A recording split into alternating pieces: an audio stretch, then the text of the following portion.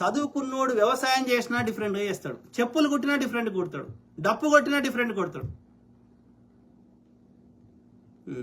So Pawan కాసల ఎందుకంటే వాడు research చేస్తాడు, వాడు డిఫరెంట్గా ఆలోచిస్తాడు. ఓకే, ఎక్కడ ఇంకా ఇట్లా డప్పుతోటి డిఫరెంట్గా ఎట్లా చేస్తారు, వాడు మ్యూజిక్ బ్యాండ్ చేస్తాడు. చదువుకోకపోతే వాళ్ళకి తెలియదు, వాళ్ళు తెలుసుకునే అవకాశమే లేదు. సో వాళ్ళు ఏం చేయలేరు. వాళ్ళ తాత ఎట్లా కొట్టిండో ఆయన అట్లే కొడతాడు, డిఫరెంట్గా ఆలోచించలేడు.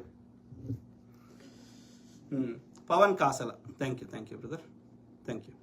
సో అదే మిత్రులారా, శ్యామ్ ఏమంటున్నారు బ్రదర్? తెలంగాణ శ్యామ్ పగిడిపల్లి.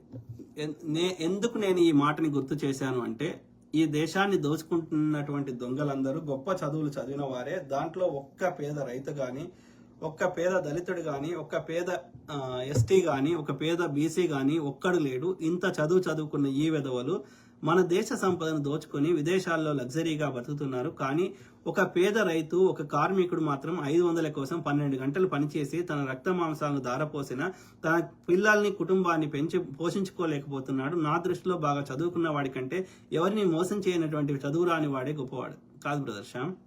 సో ఇప్పుడు వాడు చదువుకున్నవాడు మోసం చేస్తున్నాడు, అగ్రి చేస్తా. ఇప్పుడు వాని మోసాన్ని ఆపాలంటే నీవు చదువుకోకపోతే ఎట్టగొట్లాడుతావు వానితోటి. ఇప్పుడు రేపు కోర్టులో కేసు వేయాలి, ఎట్లా వాదిస్తావు నువ్వు జడ్జి దగ్గర పోయి? నీకు లా గురించి అవగాహన లేకపోతే, రాజ్యాంగం గురించి అవగాహన లేకపోతే చెప్పు, కామన్ సెన్స్ ఎట్లా చేస్తావు? కావాలి కదా, ప్రతిదానికి ఒక చట్టం ఉంటుంది, ప్రతిదానికి ఆ చట్టం గురించి అవగాహన, దాన్ని కొట్లాడాల్సిన పద్ధతి ఉండాలి కదా. ఇవాళ నా దేశంలో ఈ బీజేపీ దుర్మార్గులు నా దేశాన్ని ఒక అరాచకం చేస్తున్నారు, దోపిడీ చేస్తున్నారు, ప్రజల్ని చంపేస్తున్నారు, వివక్ష చేస్తున్నారు. నేను ఇంటర్నేషనల్ కమ్యూనిటీకి చెప్పాలి, ఐక్యరాజ్య సమితికి చెప్పాలి, ఇంకో ప్రపంచ దేశాలకు చెప్పాలి నా బాధని, నాకు సహాయం చేయమని. నేను ఎట్లా చెప్తా? నాకు చదువు రాకపోతే నేను ఎట్లా కొట్లాడతా? వాడికి ఉన్న చదువుని వాడు మోసం చేయడానికి వాడుతున్నప్పుడు, నాకున్న చదువుని వాడి మోసాన్ని ఆపడానికి వాడతా కదా. ఇప్పుడు 2 రాజులు కొట్లాడితే ఒక దగ్గర కత్తి ఉండి ఇంకో దగ్గర కత్తి లేకపోతే ఎట్లా కొట్లాడతారు వాళ్ళు? వాడు కత్తి ఉన్నోడు చంపేసిపోతాడు. కాబట్టి నా దగ్గర కూడా కత్తి ఉండాలి కదా. వాడి చదువుని దుర్వినియోగం చేస్తుంటే నాకున్న చదువుతోటి వాడి దుర్వినియోగాన్ని ఆపాలి కదా, సమఉజ్జీలు ఉండాలి కదా. కాబట్టి చదువు చాలా అవసరం. వాడు తప్పది, వాడు మిస్యూజ్ చేస్తున్నాడు. చదువుకోలేదు కాబట్టి, వాళ్ళు మోసం చేసే శక్తి వాళ్ళకి లేదు కాబట్టి అది కరెక్ట్ అనడం కరెక్ట్ కాదు. ఇప్పుడు అప్పుడు ఏమవుతుంది? ఈ చదువుకోని వారిని చదువుకున్న మూర్ఖుడు మోసం చేస్తుండు కదా. మరి దాన్ని ఆపాలంటే నువ్వు చదవాలి కదా. లేకపోతే ఇప్పుడు ఉన్నట్టే ఉంటుంది వ్యవస్థ. నువ్వు చెప్పిన లాజిక్ ప్రకారం ఉంటే ఇప్పుడు చదువుకొని నువ్వు రైతు ఎవరెవరి పేర్లు చెప్పినావో, ఈ కుల వృత్తులు చేసుకొని, లేకపోతే రైతు కానీ ఏమేం చెప్పినావు, రైతు కార్మికుడు చెప్పినావు కదా, వీళ్ళు ఇట్లే ఉంటారు. వాడు దోసుకుంటాడు, వాడు అట్లనే దోసుకుంటాడు నువ్వు చెప్పిన వ్యవస్థ ప్రకారం. చదువుకున్న మూర్ఖులు, ఆ చదువుకున్న మూర్ఖులను ఆపాలంటే నువ్వు చెప్తున్న కార్మికుడు, కర్షకుడు వీళ్ళు కూడా చదువుకోవాలి. చదువుకుంటే ఒక సేమ్ పంట వేయాలన్నా, డిఫరెంట్ పంట వేయాలన్నా, ఈ ప్రపంచంలో ఉన్నటువంటి ఇప్పుడు చైనాలో కానీ, జపాన్లో కానీ, ఇంకో దేశంలో కానీ ఎట్లా పంటలు పండిస్తున్నారు, ఏవి కమర్షియల్ క్రాప్స్, అన్ని మిక్స్డ్ పండియాలన్నా, ఇవన్నీ రీసెర్చ్ చేస్తాడు కదా. చదువుకోని వాళ్ళు ఏం చేస్తారు? వాళ్ళ తాత ఏం పంట వేసిండో అదే పంట వేస్తాడు. అప్పుడు మళ్ళీ లాభాలు రాకపోయేసరికి ఇప్పుడు కాదు, ఊర్లోనే చూద్దాం. ఓకే, చదువుకున్న భూస్వామి కానీ 100 ఎకరాలో, ఒక 50 ఎకరాలో, 100 ఎకరాలో ఉన్న ఆయన ఏం పంటలు వేస్తుండో చూడు. ఒక రెడ్డి అయినా కానీ, ఒక వెల్మ అయినా కానీ, ఎవరైనా భూస్వామిని తీసుకో మీ ఊర్లో. అదే అర్ధ ఎకరం ఉన్న ఆ దళితున్నో, గిరిజనో తీసుకో. వీళ్ళు ఏం పంటలు వేస్తారు, వాళ్ళు ఏం పంటలు వేస్తారు. వీళ్ళు ఏమేస్తారు ఊర్లలో? మోస్ట్లీ పత్తి అన్నేస్తున్నారు, లేదు అంటే వరి అన్నేస్తున్నారు. వరికి ఎన్ని నీళ్ళు పడతాయి?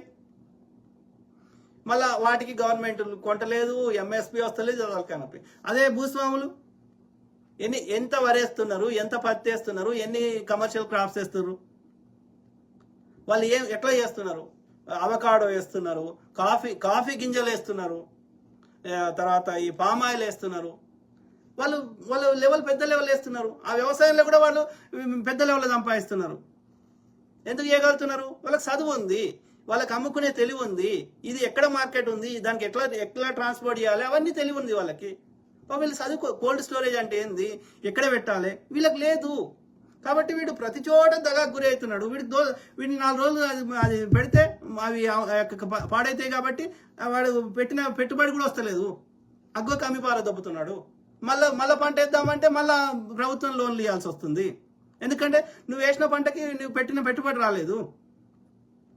సో ఈ పరిస్థితి కంటిన్యూస్ నడుస్తూనే ఉంది. ఎట్లా మారుతుంది ఈ పరిస్థితి? ఇప్పుడు రాజస్థాన్లో ఒక ఆమె వాళ్ళు 1 ఎకరంలో వాళ్ళు కోట్లు సంపాదిస్తున్నారు. మన దగ్గర సంపాదించలేకపోతున్నారు. ఎందుకంటే సాంప్రదాయ పద్ధతులనే వ్యవసాయం చేస్తున్నావు. ఎందుకని? నీకు నాలెడ్జ్ లేకపోవడం వల్ల.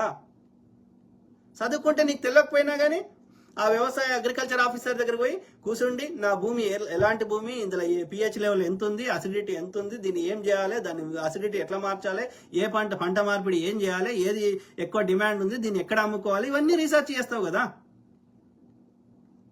కాబట్టి చదువు అనేది చాలా చాలా ముఖ్యం. ఏ పని చేసుకొని బతికినా. ఓకే, మా తాత చెప్పులు కుట్టిండు, లేకపోతే మా తాత మగ్గం వేస్తే నేను ఏం చేస్తా? వస్త్రాల ఫ్యాక్టరీ పెడతా.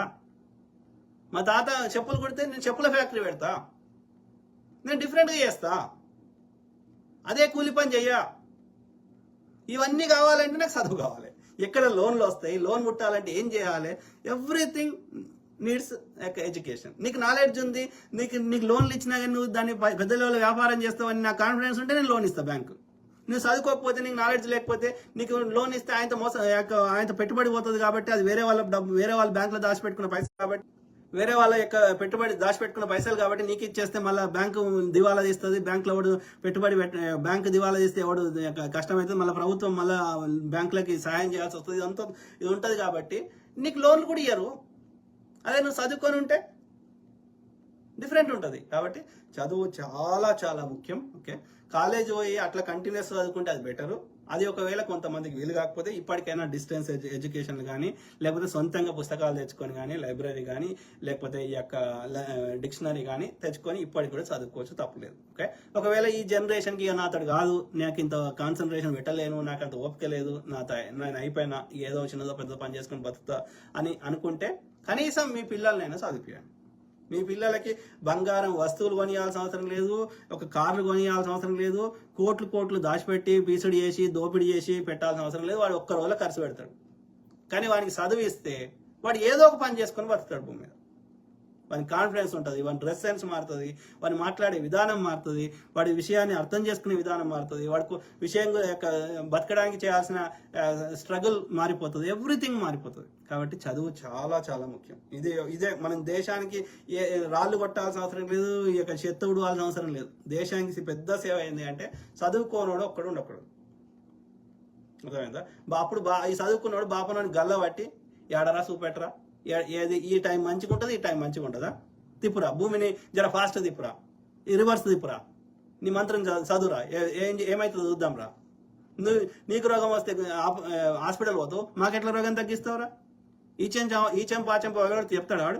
నువ్వు సంస్కృతం ఎందుకు చెప్తావురా, తెలుగులో చెప్పరా అంటే ఇప్పుడున్న చదువుకోనలు ఏమంటారు, అయ్యా నువ్వే గొప్పోడు, ఇగో ఈ మిరపకాయలు తీసుకోవో, ఈ ఉప్పు తీసుకోవో, ఇగో ఈ 500-1000 రూపాయలు తీసుకోవో, నీ కాలు మొక్కుతా, బాపనోడు శాపం పెడతాడు. ఇది చదువుకోలేదు కాబట్టి. ఇదంతా చదువుకుంటే ప్రశ్నిస్తాం మన లెక్క కదా, ఆలోచిస్తా. నేను ఫస్ట్ ప్రశ్నించే ముందు నేను ఆలోచిస్తా, వీడు చెప్పేది ఎంతవరకు నిజం రా అని. మనిషికి ఏనుగుతల ఎట్లా సాధ్యం రా, అది ఎక్కడైనా ఉందా భూమి మీద? ఎక్కడ లేనప్పుడు ఎట్లా సాధ్యమవుతుంది? అది వీడు ఎందుకు నాకు చెత్త చెప్తున్నాడు, ఎట్లా సాధ్యమవుతుంది? మనిషి రక్తం ఏంది, మనిషిలో ఉన్న రక్తనాళాలు ఏంది, ఆ యొక్క నరాలు ఏంది, ఆ స్పైనల్ కార్డు, ఏనుగు స్పైనల్ కార్డు మనది ఎట్లుంటుంది, అది పెద్ద సైజు, అది ఎంత సైజు ఉంటుంది, మన మేడకి ఎట్లా ఫిట్ అవుతుంది కాదు, మన మెడ ఎంత ఉంటుంది ఇంత ఉంటుంది, దాని కాలు అంత ఉంటుంది, అది దాని తలకాయ ఎంత ఉంటుంది, ఆ తలకాయ నా మెడ మీద ఎట్లా ఫిట్ అవుతుంది ఆలోచిస్తా కదా నేను. మనిషి అంత పెద్ద, ఏనుగు అంత పెద్దగా ఉంటాడా?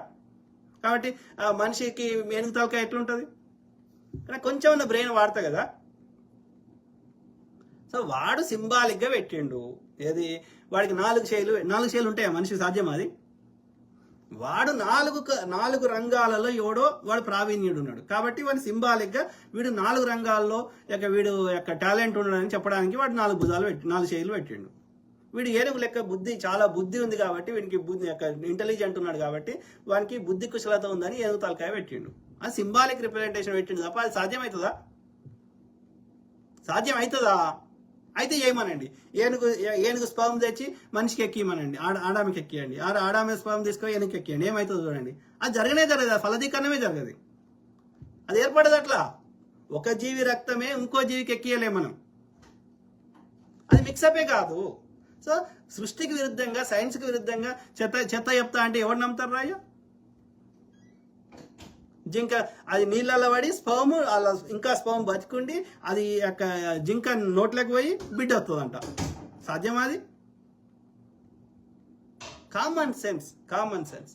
సో కాబట్టి సాధిమిత్రులారా, ప్రతి అంశం మీద అవగాహన చేస్తా, అట్లనే మీ తరఫున వాయిస్ ఇస్తా. ఓకే, అందరు బాగుండాలి, అందులో మనం ఉండాలి, నిజంలో బతుకుదాం. ఓకే, ముఖ్యంగా ఎవరైతే అణగారిన వర్గాలు ఉన్నాయో, ఎవరైతే పొద్దుగాలేస్తే విద్వేషాలకి దోపిడికి గురవుతున్నారో, మనము ఈ స్మార్ట్ ఫోన్ యుగంలో కూడా మనము నోరు మూసుకుంటే మన కోసం మన జీవితం అయిపోయింది.